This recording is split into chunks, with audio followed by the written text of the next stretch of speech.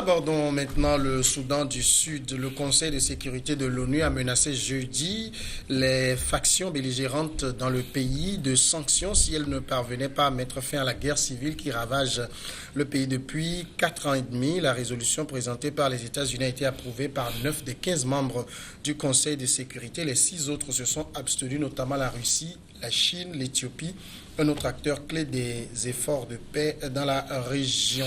Alors, Sylvestre, on a déjà vu il y a 2 semaines, c'est l'Union africaine qui menaçait le Soudan du Sud de sanctions alors que s'ouvraient les pourparlers en Éthiopie. Ça n'a rien donné, on n'a pas signé de pourparlers de paix.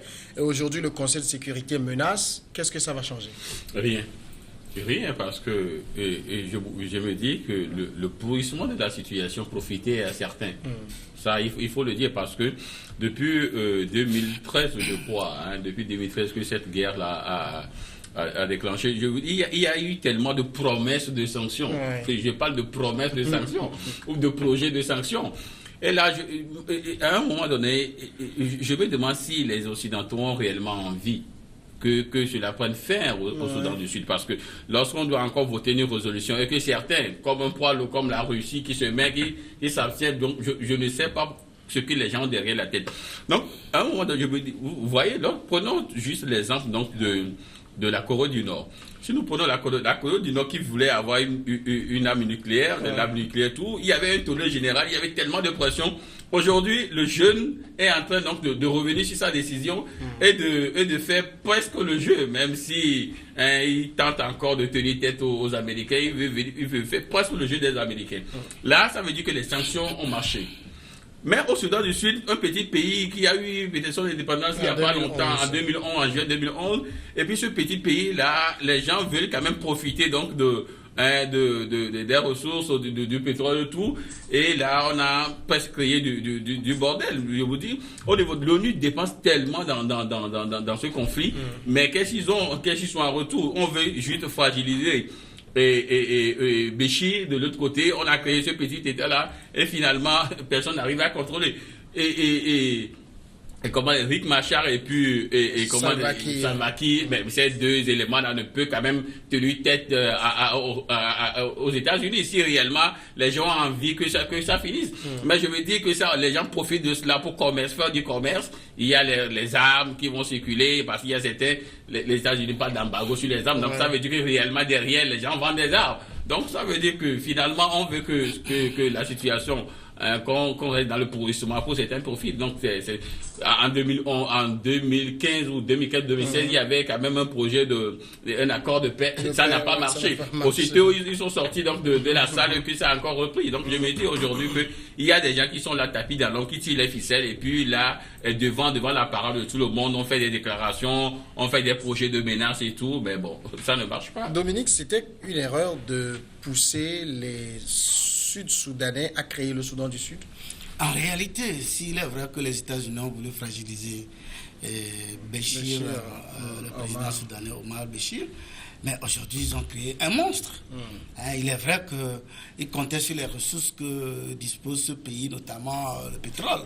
Oui, il y en a un gogo, mais malheureusement aujourd'hui, personne ne profite. C'est vrai qu'il n'est pas exclu qu'il y a des petits réseaux qui profitent, mais le peuple sud-soudanais souffre. Ils sont toujours harcelés par des guerres par ici, des viols par ici. Bon, aujourd'hui, moi, la personne que j'accuse dans cette histoire, c'est Salva Kiir. Salva Kiir, c'est lui qui a violé l'accord signé à Addis Abeba en temps qui a permis donc de former un gouvernement rebelle, pouvoir où Riek Machar était le vice-président. Riek Machar est même allé à Juba et il s'est installé, il a pris ses quartiers.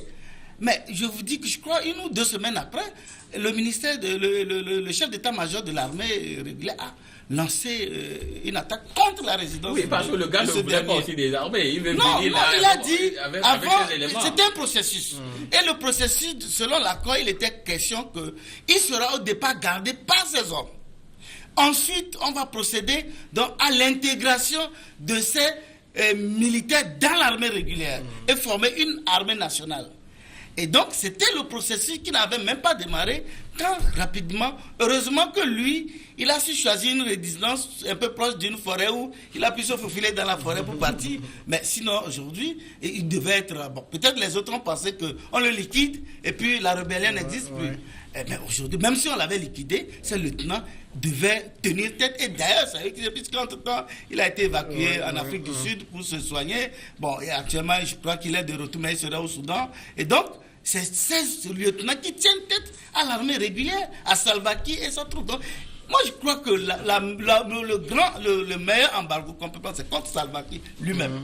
Parce qu'on dit, on prend un embargo contre son ministre de la Défense.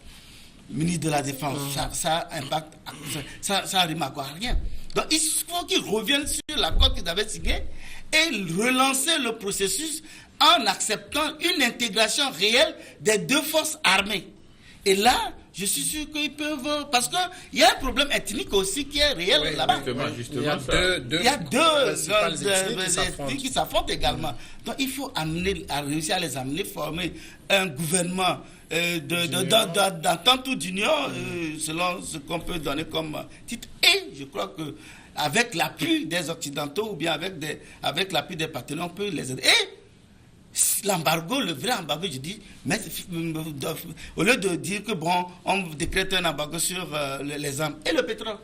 Il faut, parce que c'est ça qui donne l'argent à Salva Kiir et qui refuse et qui viole régulièrement et constamment les accords signés. Donc moi je crois que seulement lui il est heureux, il se contente du chapeau que George Bush lui a donné, c'est ce qu'il porte et le dit chèrement, mais il faut quand même qu'il accepte de conduire le pays vers la paix. Horus, il faut aujourd'hui peut-être, avec les menaces de sanctions de l'ONU, avoir des sanctions ciblées. Ces principaux responsables, les toucher directement pour faire cesser la guerre. L'ONU n'en a rien à foutre du Soudan du Sud. C'est cru. Mais c'est ça. L'ONU, la communauté internationale, ils n'en ont rien à foutre des Sud-Soudanais. Le Soudan du Sud... Mais pourtant, ils investissent. Il y a des éléments de l'ONU. Non, il faut faire attention. C'est-à-dire, quand on dit, on va porter des sanctions... Donc, ok, si on va porter des sanctions, c'est qu'on nous apprend que non, que les chefs rebelles qui sont censés être pauvres, dénudés, qu'on nous montre tout décrépit à la télé, ont donc des comptes aux États-Unis qu'on peut fermer et bloquer. Mais non, on ne savait même pas. Voilà, c'est un peu de ça qu'il s'agit. Les sanctions ciblent beaucoup plus les postes du régime en place. Les postes du régime en place... On a parlé de 6 personnes du gouvernement de Salva Kiir. Ces 6 personnes, ce sont des personnes qui ont traîné dans le maquis. Donc si j'ai bien compris... Donc si j'ai bien compris, ces personnes qui sont dans le maquis ont eu la jugeoce d'avoir des comptes en banque à l'étranger qui peuvent être bloqués et on peut cibler. Soyons sérieux. La communauté internationale quand on parle de communauté internationale, déjà c'est un fourre-tout. C'est le Conseil de sécurité, c'est les États-Unis, et je trouve que le plus insultant, c'est que pour un pays qui lui-même a arraché son indépendance de la main d'un oppresseur qui était à l'époque le colon anglais, qui s'est battu pour instituer un certain nombre de droits, qu'on prône comme étant le premier pays de la démocratie, je trouve insultant, justement, qu'il cautionne un certain nombre d'exactions. La communauté internationale n'a pas résolu le massacre des Palestiniens dernier. On est encore en train de tirer sur eux. La communauté internationale n'a pas réussi à résoudre le problème au Congo. On continue à violer des femmes, on continue des extérieurs, on continue des groupes rebelles là-bas. La communauté internationale n'a pas réussi à résoudre ce qui se passe en RCA. Même au Togo, parce que tu cherches à aller loin. Voilà. Il y a un conflit armé au Togo. À chaque fois parce que tout ce qu'il a cité, c'est des conflits armés. Il y a un conflit armé au Togo. Mais il y a des violations au Togo. Donc, on va parler du Togo tout à l'heure. La communauté internationale, comment dirais-je, c'est prêté complice de ce qui se passe en Libye, c'est prêté complice de la scission du Soudan.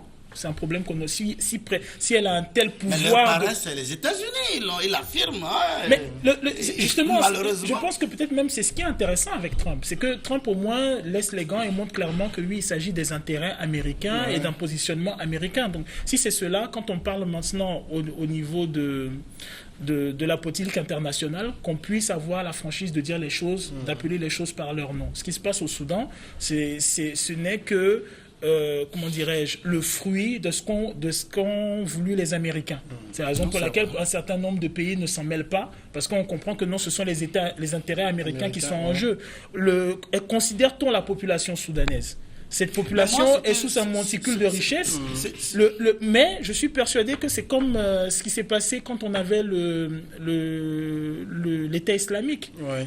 Hein, personne ne comprenait, mais comment ces gens font pour avoir des armes ? Comment ces gens font pour s'enrichir ? On vous dit, ils sont cernés de toutes parts, mais ils financent des groupes terroristes. Ils arrivent à vendre leur pétrole à qui ? Et bon, un complot international. Et après, on dit non, oui, c'est les Turcs, c'est passé, non, ça passe par ici. Donc ça veut dire que le Sud-Soudan, actuellement, il y a des conflits. Les gens se massacrent, les gens se tuent, les gens sont en famine, il n'y a pas d'infrastructure. Mais on dit actuellement que c'est le pays, si vous avez envie d'être riche, allez au Soudan du Sud, parce que c'est le lieu de toutes les opportunités. Et ce pétrole sud-soudanais, ce pays qui est enclavé, ce pétrole, il sort. Et il sort par où ? Il sort par les infrastructures du Soudan. Oui. Du même pays, du Kenya également. Du pays avec lequel on a fait scission. Donc, à un moment, il faut chercher l'erreur. Non, à un moment, je pense, quand j'entends par exemple, on me dit l'Union africaine condamne, c'est encore un exemple du manque de potentialité, du manque de ressources qu'ont nos États africains. Donc, à un moment, il faut comprendre que ce qui arrive au Sud-Soudan, demain, ça peut être n'importe quel pays d'Afrique. On peut estimer demain qu'à Dapaon, il y a une mine d'uranium. Et pour un intérêt quelconque, on charcute, on prend le nord du Togo et on dit ok, d'accord, on en fait un pays. C'est possible. Oui, je dis que c'est les égos des uns des autres qui mettent ce pays dans cette situation actuelle. Il suffit que Salva Kiir, qui aujourd'hui est au pouvoir, c'est lui qui est à la manette du pouvoir, accepte d'appliquer l'accord signé entre-temps, je crois, à Addis Abeba, qu'aujourd'hui, ce pays va... Parce que son adversaire, le rebelle Mac Machar, mais c'est un gars aujourd'hui, je crois qu'on a l'impression qu'il est prêt vraiment à discuter. De toute façon, il n'a pas le choix, il est affaibli. Mais il est affaibli, mais ce qui est curieux, c'est que ce lieutenant tient à l'armée, puisque jusqu'à ce jour, l'armée de Salva Kiir n'a pas réussi à anéantir. Non, c'est parce qu'il y a une force d'interposition, sinon je crois qu'on devrait quand même les neutraliser. Non, c'est ce que tu ne sais pas. Ils sont tous des maquisards. Puisque quand John Garang dirigeait cette rébellion... C'est surtout le décès de John Garang qui a ouvert la voie. L'exemple angolais. Le jour où qu'on appelle les puissances qui se battaient par personne interposée en Angola ont décidé de régler ce problème, ils ont réglé ce problème. Quand Jonas Savimbi s'est excité, on a tué Jonas Savimbi parce qu'à un moment il ne voulait pas se résoudre à accepter les conditions. Non, il a accepté, c'est qu'à un certain moment... La guerre froide, les États-Unis ont pris le pas sur la guerre froide, puisqu'ils n'en avaient plus besoin vraiment de Jonas Savimbi, dont ils l'ont sacrifié pour sauter sur les opportunités qu'offrait le pays. C'est ce qui s'est passé en réalité. Donc aujourd'hui, en Afrique, au Sud-Soudan, vraiment il faut que les États-Unis qui ont voulu cette indépendance, parce que cette indépendance, si les États-Unis n'avaient pas appuyé, ça n'allait pas avoir lieu. Le Soudan devait rester un pays unique. Ils l'ont fait pour nuire à... C'était le plus grand pays d'Afrique à l'époque. C'était le plus grand pays d'Afrique à l'époque. Alors, quelle est stratégiquement l'optique qu'il y avait à vouloir scinder un pays? Oui, il y avait du pétrole aussi. Justement. Donc à un moment, c'est pour ça que je dis, quand on dit les acteurs, on dit Salva Kiir, tout ça. Je suis d'accord, oui, ce sont des chefs guerriers. Mais en réalité, il faut voir, ce ne sont que le prolongement armé, le bras armé de personnes plus grandes même quand John Garang luttait, je crois qu'il y a eu des discussions entre-temps, il demandait une autonomie. Oui. Il ne demandait pas l'indépendance. C'est plus tard que ça s'est transformé en indépendance, puisqu'ils avaient des appuis. Tu vois, c'est ça ce qu'on appelle la communauté internationale. Lorsque la Crimée a voté à 98% pour rejoindre la Russie, la même communauté internationale a accusé la Russie d'avoir annexé la Crimée. Mais ici, là, ils ont accompagné, justement, là, ils ont accompagné allègrement cette rébellion qui n'était même pas organisée. Le comble, c'est ça. Finalement, Sylvestre, c'est Omar El-Béchi qui doit se frotter les mains. Ah oui, parce qu'ils ont voulu quand même affaiblir le gars en créant justement cet état-là. Mais aujourd'hui, le gars, il est là, il se frotte les mains. Il est là, regardant le conflit. Donc c'est pourquoi je dis aujourd'hui que c'est en fait, il faut le dire tout cru, hein, c'est les Occidentaux qui ont créé ce bordel-là. Ah, c'est vrai. C'est eux qui ont créé ce bordel-là parce que les gens veulent avoir des gens sur qui il faut compter, les gens veulent avoir des ressources et tout. Donc on a créé cet État-là et puis finalement ils n'arrivent pas à tout contrôler. Aujourd'hui, ce pays est dans une situation où personne ne peut plus contrôler le pays. Voyez-vous? Donc, s'ils veulent le faire, peut-être qu'ils vont le procéder par une manière forte. Et puis, c'est pourquoi la Russie s'est abstenue, parce que la Russie savait que les Américains ont quand même eu, c'est eux quand même ils ont eu une même vision à la base du problème. Donc, ils ne veulent pas. La Russie s'est mis à l'écart, ils n'ont pas voté contre, mais ils se sont abstenus. Et voilà ce que ça va donner. La pause et puis le Togo.